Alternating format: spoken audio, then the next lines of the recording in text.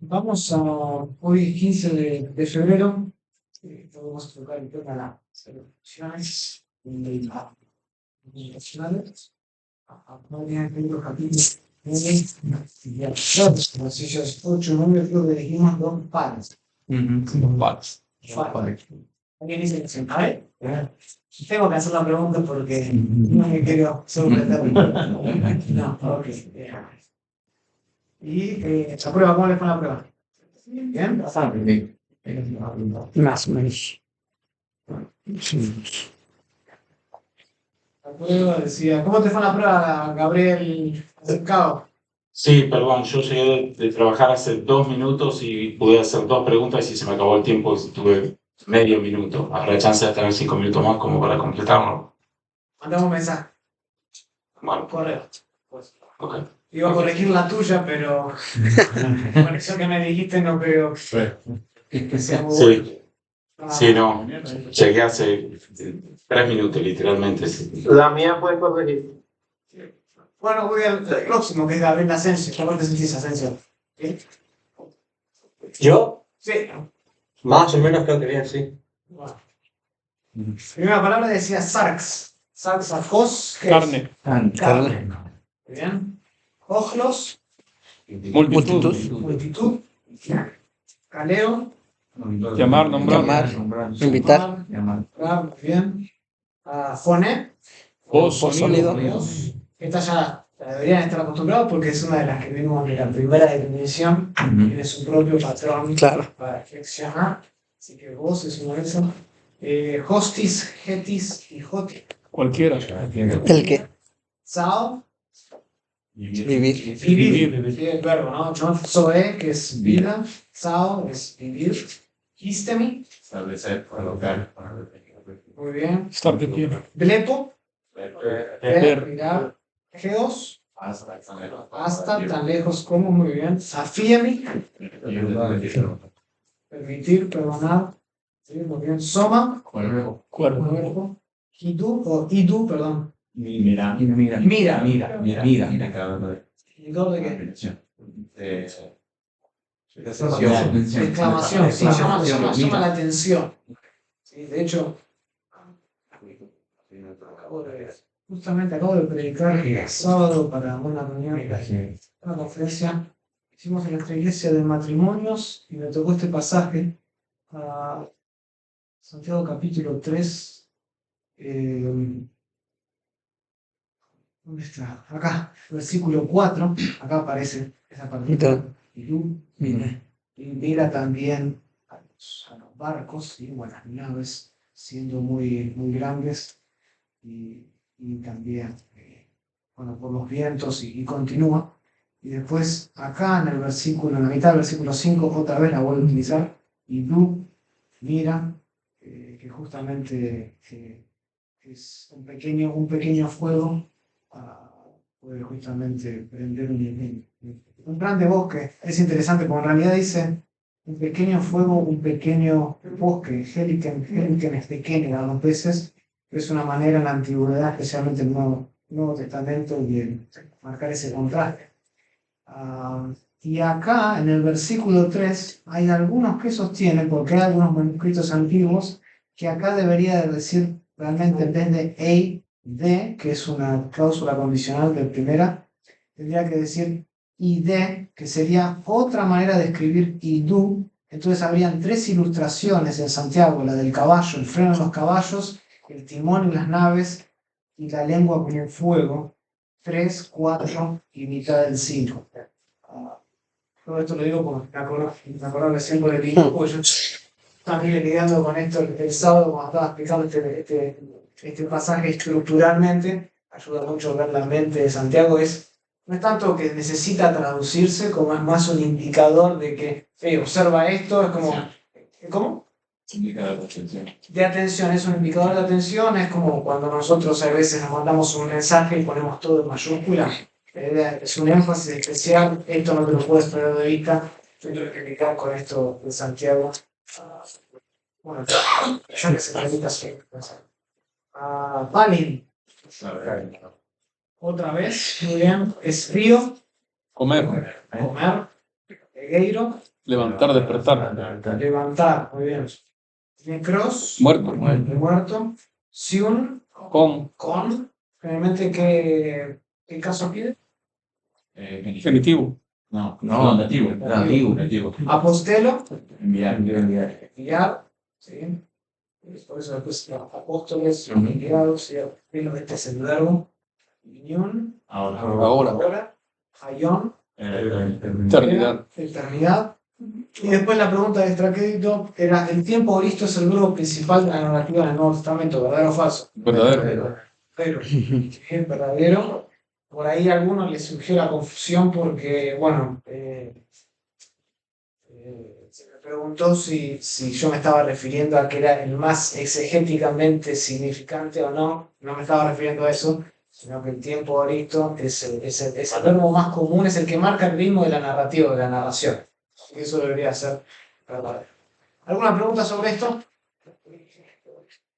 ¿No? No por ahora. Entonces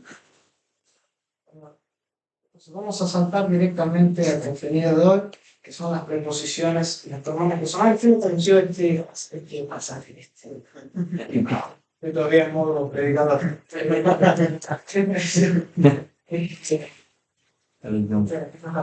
A mí, difícil, ¿verdad? Los pronombres ya importantes. Qué importante. ¿Preposiciones se perdieron con las preposiciones? Yo sé. Un poquito, la verdad. Ya. Las preposiciones, ojo, no digan, preposiciones no es lo mismo que proposiciones. Ya. Especialmente, como tener clases de homilética, no es lo mismo las preposiciones que las preposiciones. Estamos hablando de las preposiciones. Es absolutamente indispensable obtener una buena comprensión de la naturaleza y la función de las preposiciones para hacer una exégesis adecuada. ¿Qué es una preposición en pocas palabras?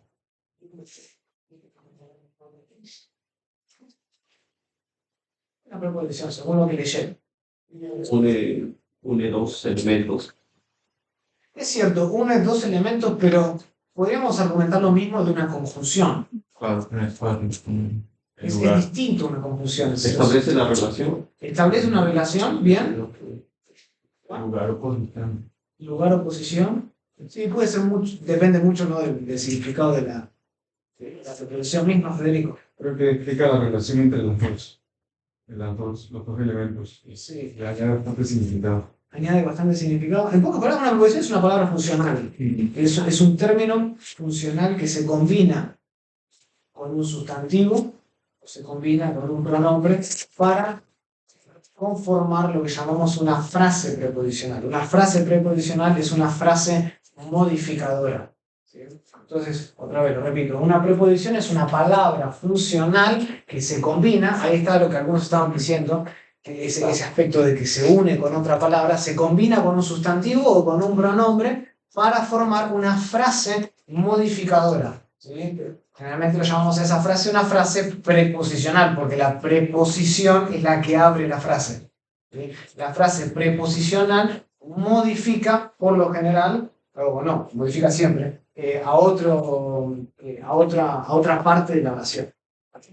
De hecho, recién estábamos en Salmo 2 con clase de exégesis de Salmos, y ellos van a ver, y después lo van a ver si siguen conmigo en hebreo, que yo subordino mucho las frases preposicionales y después es indispensable ver cómo esa frase preposicional se conecta ya sea con otro sustantivo, con un verbo para modificarlo de manera adverbial, sea lo que sea. La frase preposicional es esa frase modificadora. ¿Vamos? Entonces, es una palabra funcional que se conecta con un sustantivo o con un pronombre para formar una frase modificadora. E indica de esta manera la relación que hay de las palabras dentro de una frase. Indica la relación. Por lo general, el caso de un sustantivo o un pronombre puede indicar la función de ese sustantivo o pronombre por sí solo. Pero hay veces que se añaden en el Nuevo Testamento preposiciones para darle mayor claridad a la oración. ¿Vamos? Entonces, a veces que un sustantivo con su terminación, llámenlo genitivo o dativo, ya uno puede establecer si se está hablando de manera locativa, si se está hablando de posesión. Ya el caso del sustantivo tiene, por así decirlo, no es una preposición, pero tiene esta relación de palabras ya instaurada en sí mismo. Pero muchas veces en el Nuevo Testamento el autor agrega una preposición para darle mayor sentido a la oración y que no se pierda nada en el contexto o en la idea de que se quiere comunicar. ¿Sí? Por ejemplo, déjenme dar un ejemplo. En Hechos.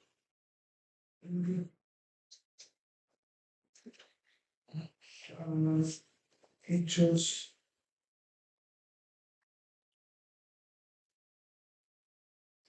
Hechos capítulo 18.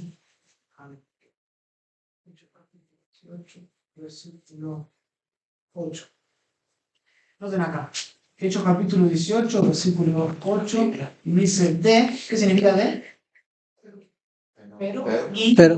Sí, es una partícula pospositiva. Noten que aparece después de la primera palabra de la oración. ¿Sí? Y puede significar y, meramente conjuntiva, o a veces que es contrastiva. Pero en este caso añade información. Y Crispo, ¿sí? El sumo sacerdote, el principal, episteusen. ¿Dónde está la raíz acá? ¿Qué es esto? Es una vista. Episteo, ¿qué significa? Confiar. Creer. Alguien que me dé las 5 partes de este verbo acá. Un auristo. Un auristo. Auristo primero. Auristo, activo, indicativo. Indicativo de Persona y número. Primera persona. ¿No es primera? No. Tercera. Es tercera. Tercera O sea que singular. tengo pisteo, Ujú. ¿sí? Y después tengo acá, claramente Ya. tercera, y tengo el aumento. El aumento. Crispo creyó, y después ¿qué dice? Curio.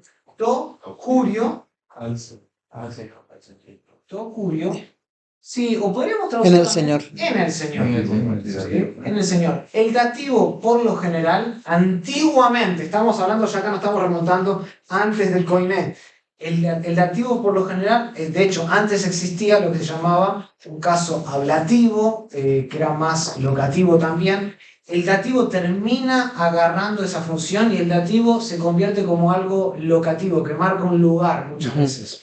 Entonces, en este caso está bien traducirlo y Crispo creyó en el Señor, a pesar de que no aparece en este caso la preposición en. ¿Sí? A pesar de que no aparece la preposición, el solo hecho de que es dativo da a entender eso.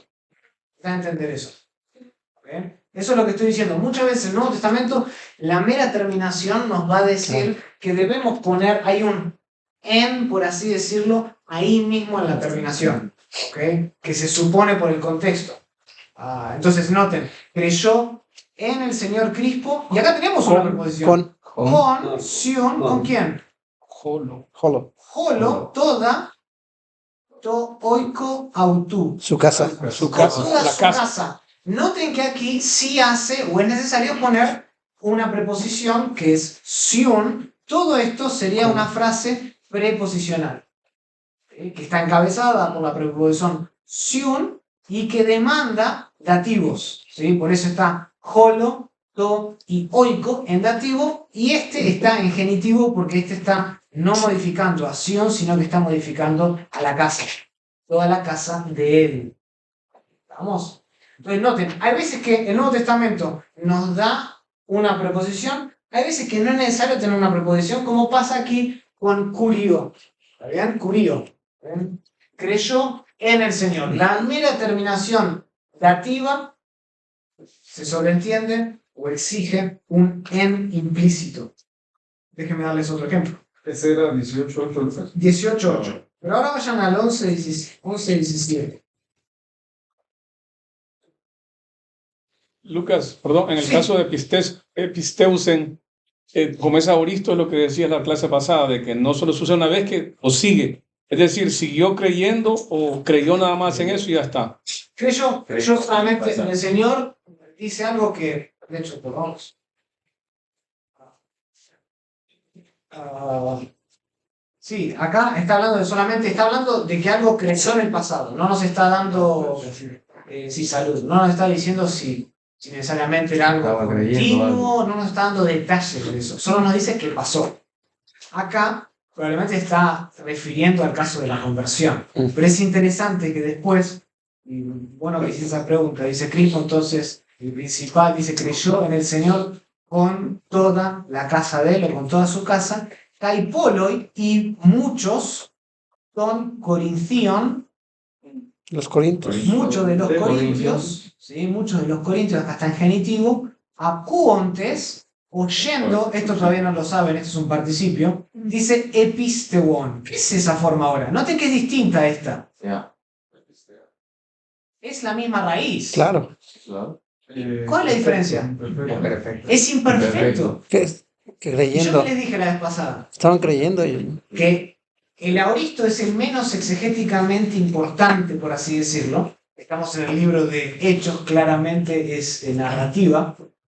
Pero ahora cambia de un aoristo y pasa a un imperfecto. Y dice que, y muchos corintios, oyendo, ¿sí? Oyendo o después de oír, ¿qué hacían? seguían creyendo. Creían, ¿sí? Creían y baptizonto. Se Y acá bautizaban. también esto es un imperfecto. Y eran o estaban siendo Bautizados. Entonces, parece que después de Crispo, ¿sí? Lo que está mencionando el pasaje, con la conversión de él, después muchos corintios creían y eran bautizados, y ahí el énfasis no está tanto en Crispo, está en el progreso y todo lo que sucedió después de lo que sucedió con él. ¿Se entiende? Entonces, la narrativa se enfoca en lo que viene después a través de los imperfectos. Entonces, en este caso, el imperfecto es más exegéticamente importante que el aoristo. Pero yo diría que acá Crispo, el creyó en aoristo, probablemente se refiere a la conversión de él. No probablemente, se refiere a eso. Hechos capítulo 17. Era 11 y 17. 11 y 17. Sí. 11 y 17. Noten acá. 11 y 17. Entonces, ¿qué era ei? Sí. Condicional. Sí, esta es una Sí, cláusula condicional. condicional. Después vamos a ver, hay distintos tipos de cláusulas. Entonces, sí, Sí. ¿y dónde está el sujeto? Joseos, ¿no dónde está el sujeto? Viene acá, Sí. ¿ok? Acá vamos a ver que es más complejo el Nuevo Testamento en ese sentido. Muchas veces no nos da el sujeto hasta mucho después. Noten que acá empieza la oración, sí, entonces, o por consiguiente, sí, Dios. ¿Dónde está el verbo? Dicen. Dicen. Edoken. Eduquen. Esta es la palabra didomi, que es dar. Si Dios dio, ¿sí? Este es un aoristo. Si Dios dio el mismo, ¿sí? Dorean, el mismo doreo, es el regalo, don, ¿sí? El mismo regalo a ellos, como también a nosotros, pisteusasin. Ese es de. Tú lo que Todavía no la vieron de esta forma, esto es un participio, ¿sí? Después lo voy a explicar. Para que creyéramos, y esto es lo que quería llamar la atención, para que creyéramos en quién. En el Señor Jesucristo. Jesucristo. Noten que antes, en el capítulo 18, versículo 8, no era necesario poner una preposición. Antes dijo creer y después con el dativo se entendió que es creer en el Señor. Acá, sin embargo, también tenemos el mismo verbo, pero sí se pone una preposición. Una preposición. ¿Ok? Epi, sobre la idea. Sobre. También puede significar en. Pero El Señor. noten que a veces en algunos pasajes se usa la preposición, hay veces que en otros pasajes no se usa la preposición. De hecho, pueden ir después a la Septuaginta, tenemos un pasaje, Salmos 77, 22, y van a ver lo mismo. Pisteuo con otra preposición. ¿Ah? ¿Qué quiero decir entonces? Es que el Nuevo Testamento es muy variado en ese sentido. Hay veces que el mismo verbo puede llevar una preposición y a veces que el mismo verbo puede no llevar una preposición. ¿Sí? Entonces, de hecho, esta es una de las características del griego del Nuevo Testamento. Antes de que el griego del Nuevo Testamento, el koiné, haya sido desarrollado en el siglo IV antes de Cristo, se solía utilizar más preposiciones con un rango semántico más definido, con mucho más, digamos, en significaba esto y nada más, el pi significaba esto y nada más, era mucho más definido y se usaban muchas más preposiciones. Cuando se empieza a desarrollar y se empieza a usar el griego del Nuevo Testamento, el número de preposiciones se redujo considerablemente. Se empezaron a caer. Y se empezaron a utilizar algunas preposiciones por motivos de claridad, pero ya no se usaban tantas como se usaban antes. ¿Por qué creen ustedes que esto fue así? ¿Por qué creen que antes se usaban más preposiciones cuando se desarrolla el koiné del griego del Nuevo Testamento? Se caen, ya no se utilizan tantas como se usaban antes. Ahora basta con solamente poner un dativo para decir confiar en el Señor. No necesito poner un epi, no necesito poner un apo o un en. ¿Sí? ¿Por qué caen en desuso? Son implícitas. ¿Por qué? Implícitas. Implícitas, pero antes también, digamos, era el mismo lenguaje. Es la estructura gramatical que Pero es la misma estructura. Antes había casos. Antes habían... Pero porque son redundantes. ¿Cómo? Redundancia. Son redundantes. Por ser redundantes, puede ser. Por la importancia de la palabra que lo dice. No, el griego koiné es el griego de quién. Se lo cobro. Es el griego común y corriente, ¿no? El griego koiné se empezó a utilizar como la lengua franca, por así decirlo. Entonces empezó a ser adoptada por ¿quiénes?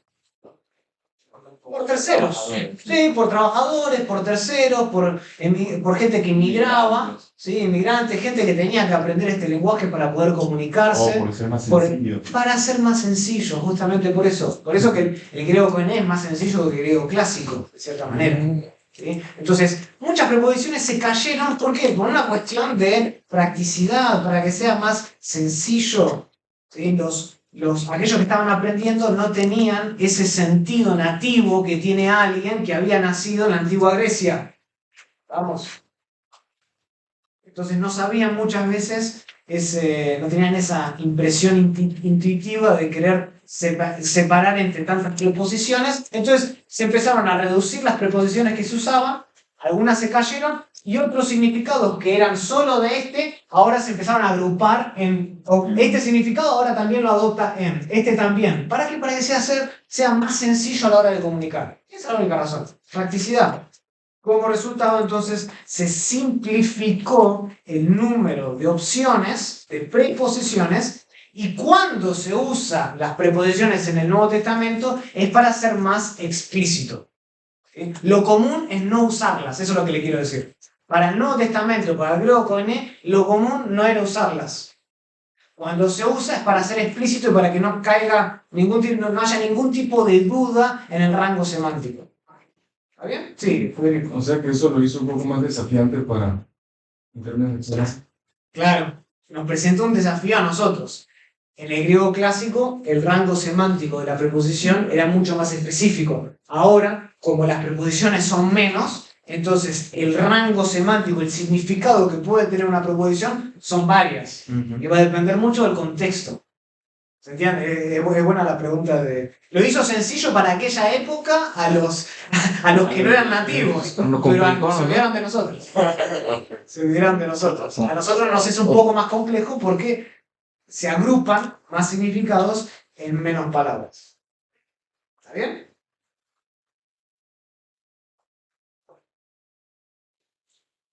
¿Alguna pregunta de eso? Sí. ¿Cuál sería como un ejemplo de una preposición que tenga varios significados y que afecte realmente a la hora de que uno haga la traducción? No sé, digamos, de un texto específico. Ahí voy a mostrar un cuadro de cómo, dependiendo mucho también del caso de la palabra, tiene otro significado. Por eso cuando yo les hago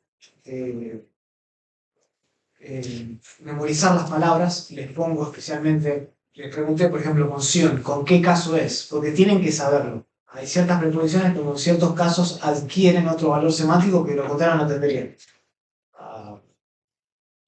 Eso también es importante, ¿no? La parte de saber, en cierto sentido, qué traducción sirve con qué parte, si es nominativo, dativo, subjuntivo, ¿no? Sí, Por eso también tú lo pones entre paréntesis, porque creo que da Es mucha importante. importancia Es a la importante. traducción. Si es dativa la palabra, pues ahí se sabe cuál es la traducción. sí.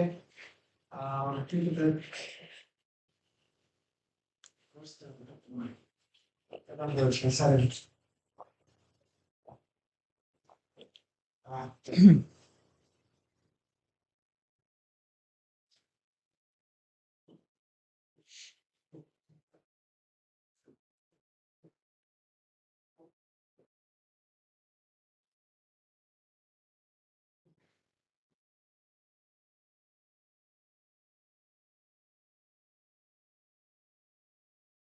¿Qué dice?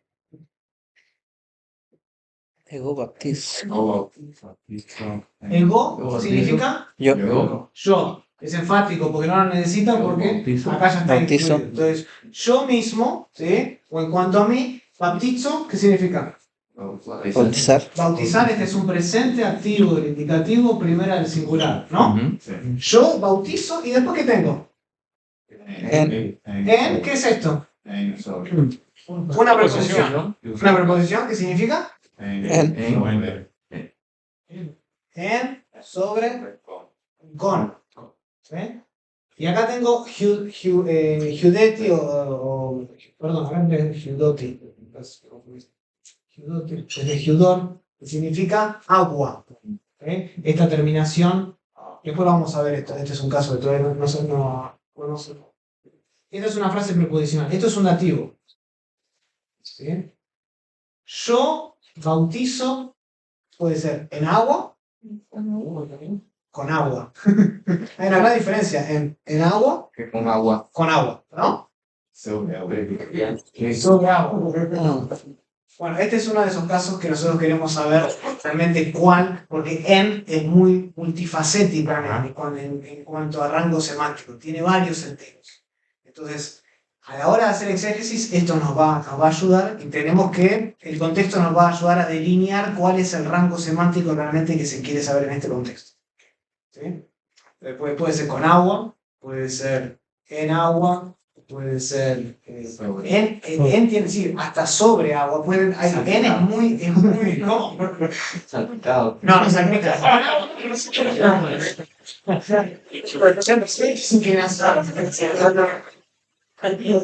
No, pero ese es uno de los casos, ¿no? Entonces, uno quiere saber. Esto no está en la Biblia, solo inventa ahora. Pero quiero que vean, digamos, yo argumentaría después por qué esto debería ser en agua a través del verbo bautizo, que significa sumergir y otras cuestiones, ¿no? Pero quiero que vean cómo en puede tener varios sentidos. Y todo depende mucho del contexto. Recuerden otra vez que la frase preposicional es una palabra funcional. Y en ese sentido, como es una palabra funcional, lo que va a hacer es que va a conectar esta frase modificadora con algo que vino antes. Entonces, es muy importante que yo observe qué es lo que dijo antes. ¿Sí? ¿Qué es lo que está diciendo? En este caso, está modificando bautizo de manera adverbial. ¿Sí? Adverbial. ¿Cómo? Y está en dativo. Entonces, ¿Está bien? Sí, tiene sentido eso. Es muy importante ya el contexto. El contexto es claro. Es claro.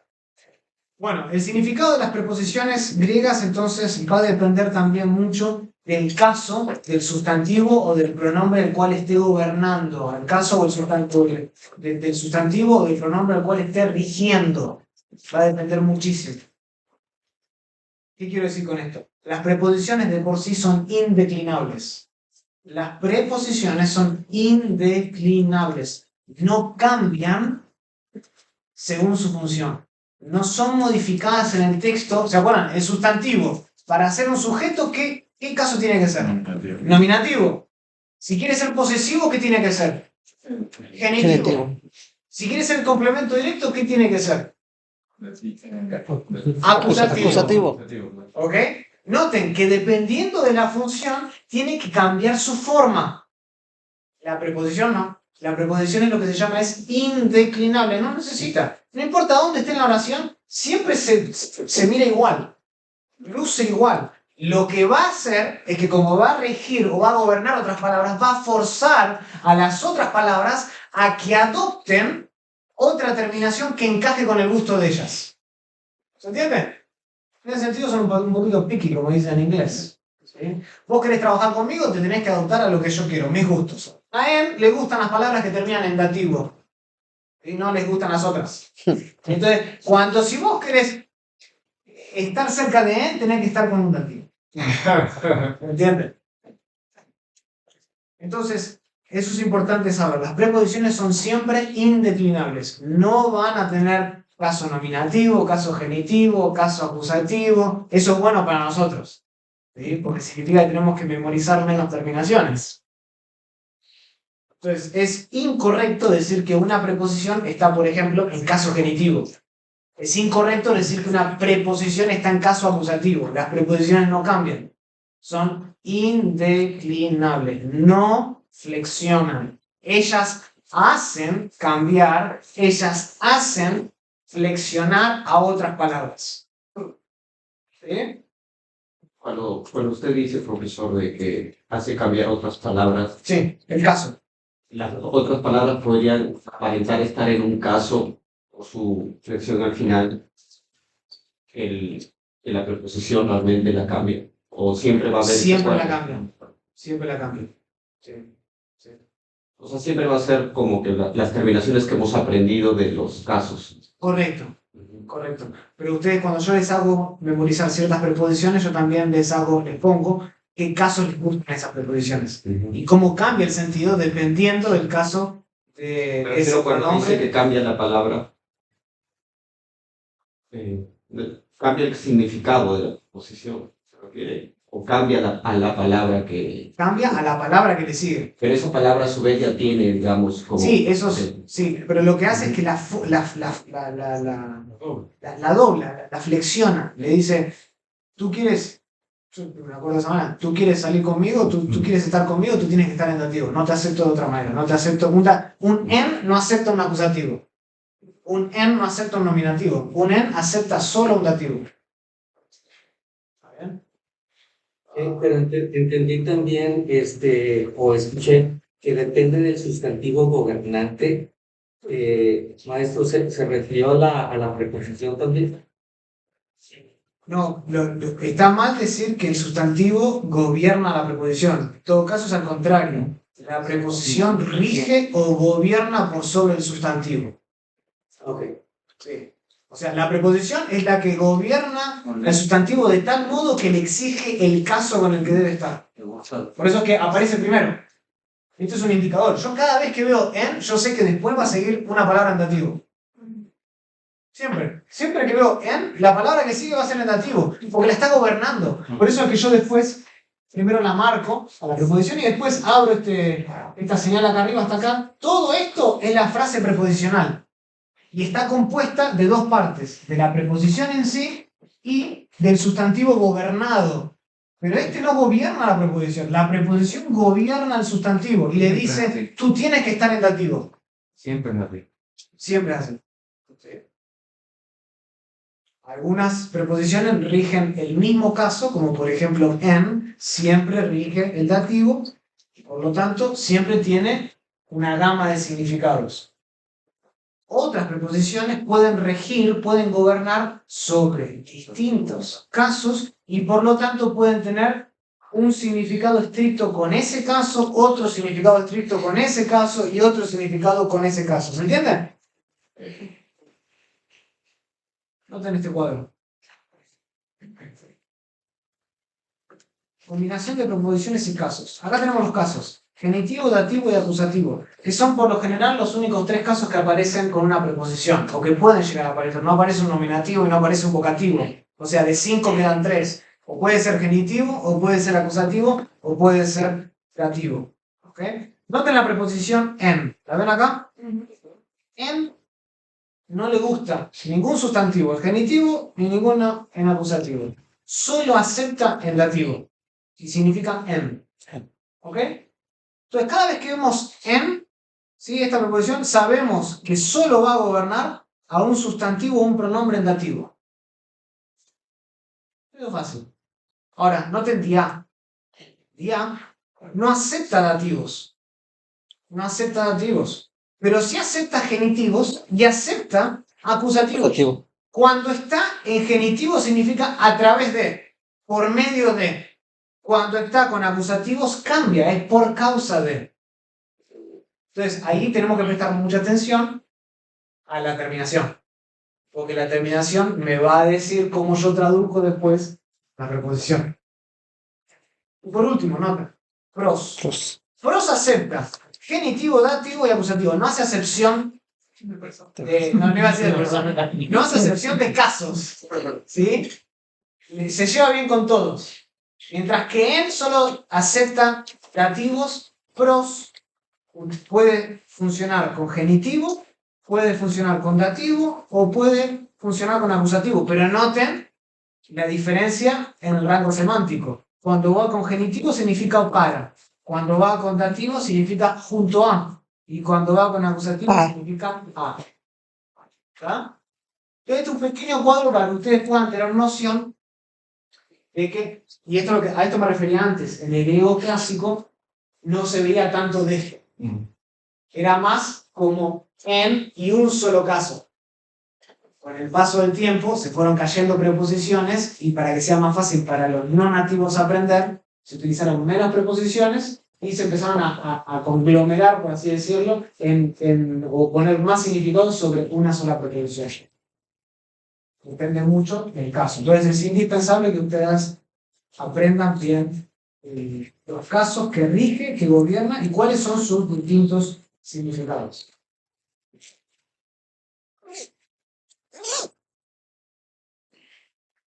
¿Está bien? ¿Alguna pregunta?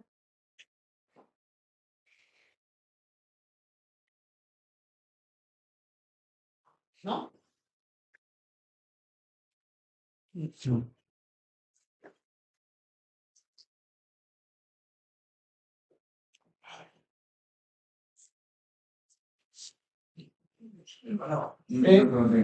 Por ejemplo, cuando hablamos, por ejemplo, de EPI, que es que también trabaja con los tres y solo tiene dos significados, sobre y durante, ¿en qué sentido ahí sería también igual el contexto, no? En esa parte. Repíteme de nuevo.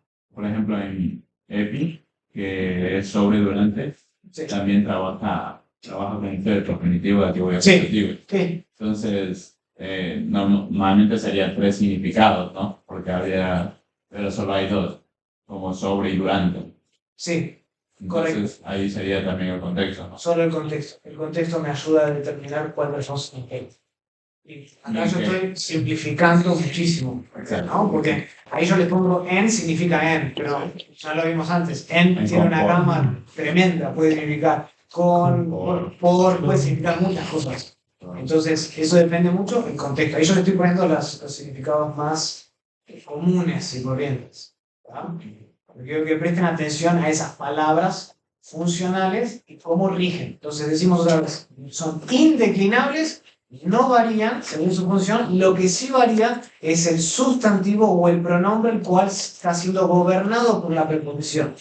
No decimos el sustantivo gobierna, decimos que la preposición rige. La preposición es la que gobierna el caso.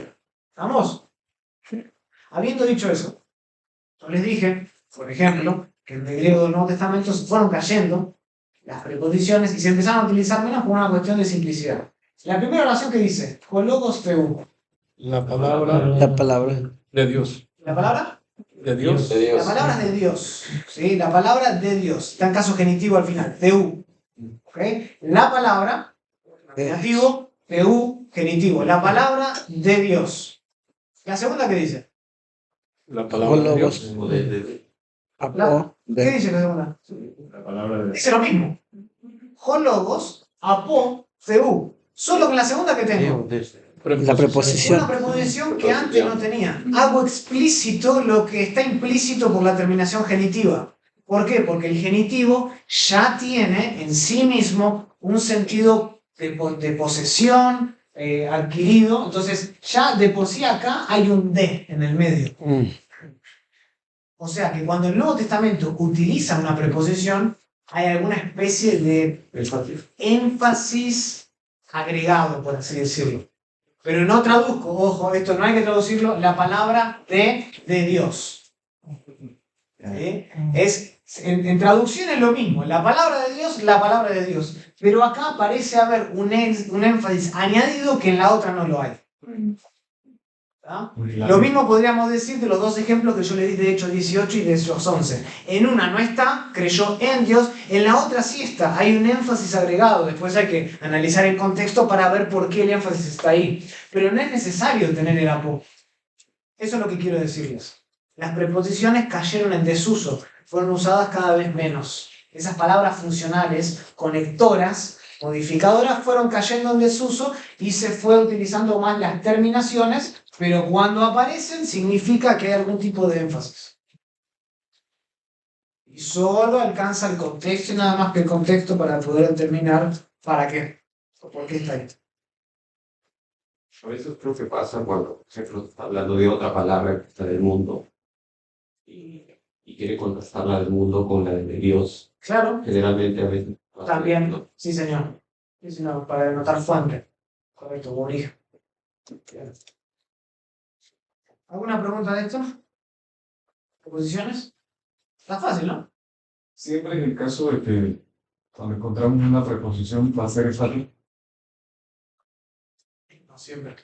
No, porque hay algunas, por ejemplo, la terminación genitiva y dativa tienen ese sentido ya. Por ejemplo, genitivo tiene el de integrado. El dativo tiene ese en integrado, porque es locativo muchas veces. Después lo vamos a ver en Wallace, no el próximo semestre, sino el otro. Pero el acusativo necesita algún tipo de preposición. Por eso tengo que preguntarme si esto se podría haber dicho sin preposición, ¿por qué está ahí? Vamos a preguntar. Porque no se exige. Esto es similar, ¿saben a qué? El pronombre personal independiente, ego. El caso que yo le di con ego baptizo. Si yo pongo baptizo en Giudoti, es yo bautizo en agua. Si yo le pongo ego baptizo en Giudoti, es yo bautizo en agua. Lo traduzco igual, pero en uno está el ego y el otro no está. Bueno, es por énfasis. ¿Está bien? De la misma manera pasa con las preposiciones, con algunas de ellas, especialmente con las que interactúan con el genitivo y con el dativo. El acusativo de por sí necesita. Bien. Bueno, si no hay nada más preguntas de esto, que la verdad que las preposiciones son bastante simples porque son indeclinables, no hay cuadros para memorizar. Acá lo que tienen que memorizar bien son los significados y los casos que exigen. ¿Sí? No sé si Black tenía algún tipo de cuadro, ¿no? Que les dio. Sí. Okay. Ese cuadro traten de familiarizarse con eso, los distintos significados. Y ahora saltemos entonces a los pronombres. Los pronombres. ¿Qué significa pronombre?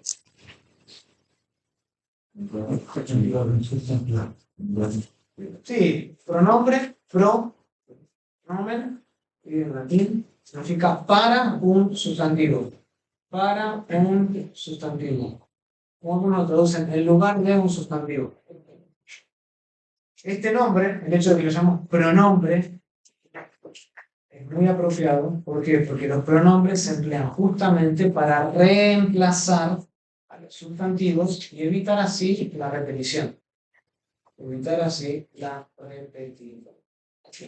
Lo mismo decir, Federico vino a clase, Federico prestó atención, Federico, y tener que decir Federico cada vez que empieza la oración. Federico vino a clase, él estudió para la clase, ese él es el pronombre que reemplaza, está en lugar de nombre propio Federico. Entonces, así como sucede en español, sucede de la misma manera en griego. Reemplaza a los sustantivos y evitan su repetición, su monotonía. Ahora, ¿cuáles son los pronombres personales? Yo, tú, él y él. Sí. ¿Y están en lugar de qué? El nombre. El nombre de la persona. A personas. Por eso los llamamos personales. Los pronombres personales son los que precisamente reemplazan o representan a personas en una oración. Por eso los llamamos personales. Se dice que están en primera y segunda persona, esto lo dice Black, los pronombres que están relacionados con las personas a las que uno está hablando. Por lo general, la primera y la segunda persona ocurren en discurso directo. Por ejemplo, en las epístolas, ¿sí? Cuando Pablo, Santiago, Juan le escriben a alguien en primera o en segunda persona, van a ser más directos, entonces van a escribir justamente, en las epístolas vamos a ver el uso de primera y segunda persona muchas más veces que en otros géneros literarios. Ahora, aquellos pronombres que se refieren a una persona del cual se dice algo, ese está en tercera persona. No es directo, es más indirecto la tercera persona que la primera y la segunda.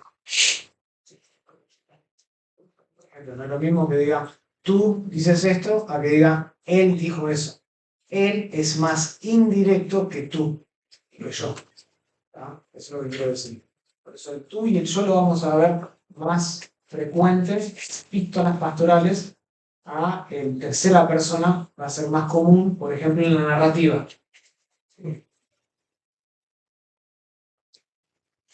Otra cosa importante para saber, en griego los pronombres de primera y de segunda persona tienen caso y número, pero ¿qué es lo que no tienen?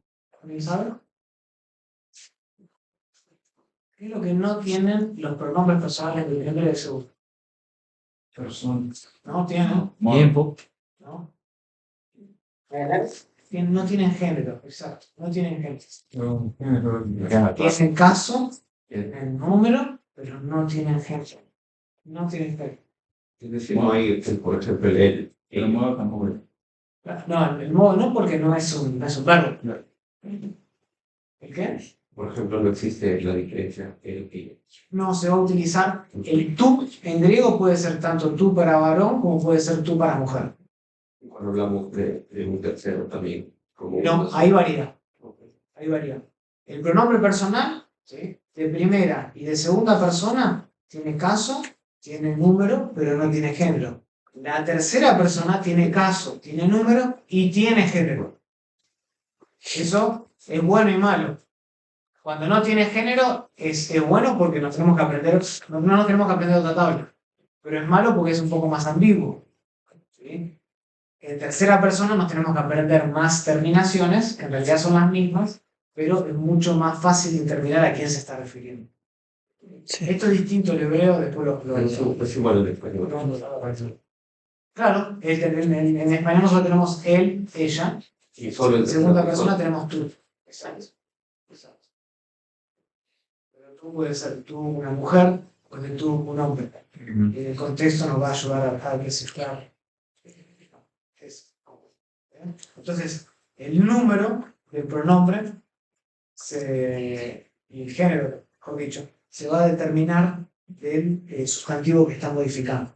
Y yo, para saber en qué género está, tengo que saber a qué está modificando. ¿Cómo se conoce eso en griego? ¿Cuál es la palabra más técnica para referirse al nombre que está modificando un pronombre?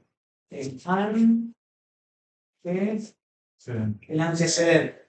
El antecedente. ¿Okay? El antecedente sería el pronombre, el nombre propio. Cuando viene el pronombre después, está reemplazando al antecedente. Se está refiriendo a algo que vino antes en la oración. Y le antecede. Yo digo, Federico vino a clase, punto, él tomó notas. ¿Sí? Si yo quiero saber él a qué se refiere, tengo que buscar el antecedente. El Federico, lo que vino antes. ¿Está bien?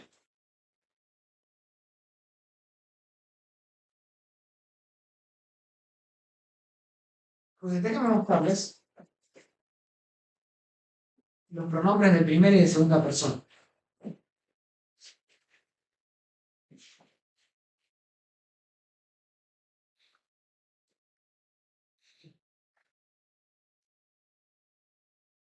Noten aquí. Tenemos primera y segunda persona, los casos. ¿Sí? Noten que esto es distinto a las preposiciones. Yo les dije que las preposiciones son indeclinables. Las preposiciones no tienen esto. No declinan. ¿sí? Siempre es la misma palabra. Pues las preposiciones, los pronombres personales sí declinan. Entonces, acá ego, ¿qué significa? Yo.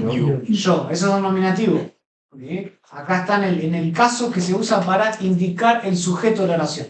Ego bautizo, yo bautizo. ¿Sí? Ahora, si yo quiero decir algo en genitivo, noten que cambia la palabra. Pasa de ego a emu. De mí. ¿Sí? O a veces sin la e adelante. Es ¿sí? enfático ese, Más ¿no? la mu. ¿Ok? Solamente mu. No como la vaca, pero el mu o mu, ¿sí? Puede ser una de las dos. De ¿sí? mí. Sería, ¿cómo sería la De mí. traducción? De mí. De mí, mí. De mí, Mío. ¿sí? O mío. ¿Bien? Por ejemplo, si yo digo logos mu, ¿sí? Sería justamente la palabra de mí. ¿Sí? Mi palabra. Ya no me puedo pensar otra vez que no de la misma manera. Bueno, se sabe.